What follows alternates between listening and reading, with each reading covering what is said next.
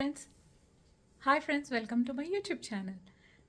ఇవాళ స్పెషల్ ఏంటంటే నాకైతే చాలా చేదు స్మెల్ వస్తుంది. అదేంటంటే కాకరకాయ. నాకైతే ఇష్టం ఉండదు, కానీ మా మమ్మీకి అయితే చాలా ఇష్టం. ఓకే, లెట్స్ ఆస్క్ అబౌట్ కాకరకాయ to my mother. Okay, hi mummy. Hello, hi. కాకరకాయ పకోడీ ఎలా చేయాలో చూపిస్తున్నాను. ఇవి ఎన్ని కాకరకాయలు మమ్మీ? హాఫ్ కేజీ కాకరకాయలు తీసుకున్నాను. హాఫ్ కేజీ అంటే ఎన్ని వస్తాయి? అవి 4 కాయలు వచ్చింది. సో ఈ సైజువి 4 కాకరకాయలు. దీని పైన కొంచెం పెచ్చు తీసేసి మంచిగా సన్నగా తురిమిన తర్వాత దీంట్లో నిమ్మకాయ రసం పిండాలి. ఎన్ని నిమ్మకాయలు పిండినావు? 2 నిమ్మకాయలు రసము పిండాలి. ఇంత సైజా? 2 నిమ్మకాయలు. తర్వాత తగినంత కారము, ఉప్పు, పసుపు, అల్లం వెల్లిపాయ, శనగపిండి మొత్తం వేసి మంచిగా పేస్ట్ లాగా కొంచెం చేసి పొడిగా ఆయిల్ వేసి బాణలో పకోడీలాగా చేసుకుంటే చేదు అనేది విరిగిపోయి చాలా బాగా టేస్ట్ చాలా బాగా వస్తుంది. సో ఇప్పుడు మా మమ్మీ కొన్ని అన్ని ఇంగ్రీడియంట్స్ వేస్తుంది చూడండి.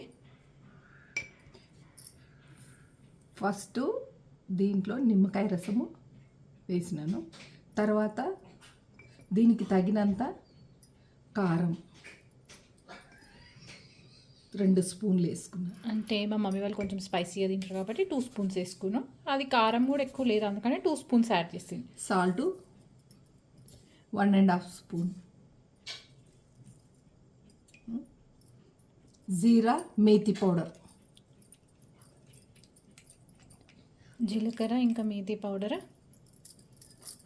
1 స్పూన్, 1 స్పూన్ అంతా చిన్న స్పూన్, జీరా ఇంకా మేతి పౌడర్ మిక్స్, జీలకర్ర ఇంకా మెంతులు మిక్స్ చేసిన పౌడర్ 1 స్పూను, మళ్ళీ అల్లం వెల్లిపాయ పేస్ట్ 2 స్పూన్స్. మరి నేనేమో మసాలా వేస్తాను. ధనియాలు, సాజీరా, పట్ట, ఇలాచి, లవంగాలు ఇవన్నీ చేసి కొంచెం పౌడర్ చేస్తాను.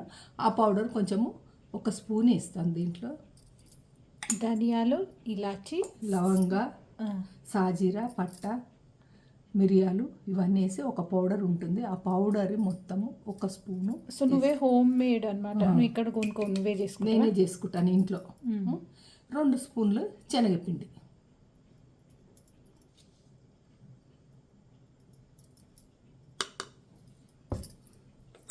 దీన్ని మంచిగా పొడిగా పేస్ట్ లాగా, వాటర్ వేయద్దు దీంట్లో, ఏమీ వేయకుండా మంచిగా చేయాలి.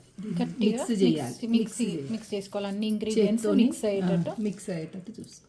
ఓకే, పసుపు కూడా యాడ్ చేయాలి.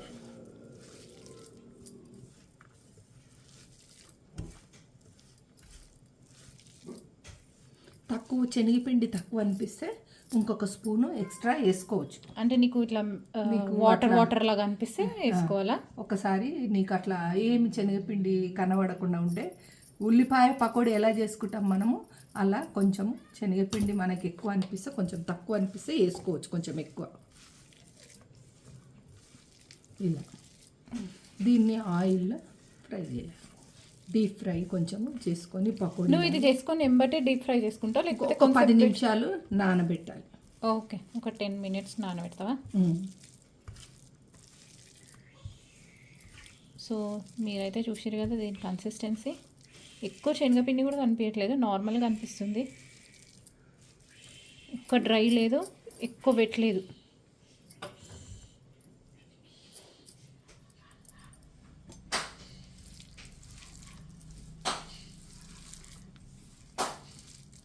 తర్వాత ఒక కడాయి తీసుకొని దాంట్లో మనకు తగినంత వేపుడు తగినంత ఆయిల్ పోసుకొని, ఇప్పుడు అది ఎంత ఉంటుంది నీ దగ్గర ఉంటుంది? ఇది ఒక అర్ధ పావు. సో నువ్వు ఇప్పుడు 2 పావులు పోసినావు, 4 పావులు. సో 4 పావుల వరకు పోసి వేడి కావడానికి స్టవ్ ఆన్ చేసి పెట్టుకున్నాము. నూనె కొంచెం వేడైన తర్వాత ఇది కొంచెం పకోడీ లాగా ఇలా వేసుకుంటే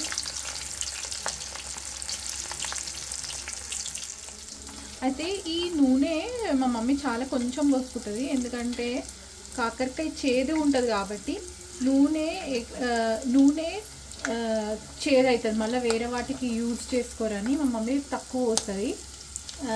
అయినా దీనికి కాకరకాయకి ఎక్కువ నూనె ఏం పట్టదు బేసికల్గా.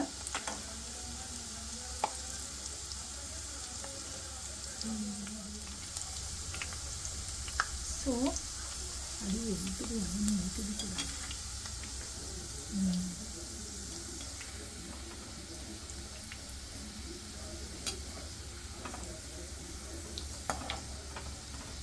మరీ డార్క్ బ్రౌన్ కాకుండా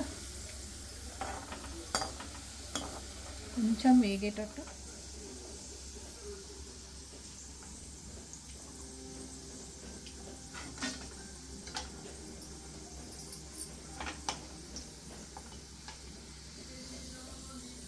ఇట్లా ఒక టిష్యూ పేపర్కి తీసేసుకుంది, ఎందుకంటే ఆయిల్ మొత్తం ఆ టిష్యూ పేపర్ పీల్చేసుకుంటుంది కాబట్టి నూనె ఉండకుండా.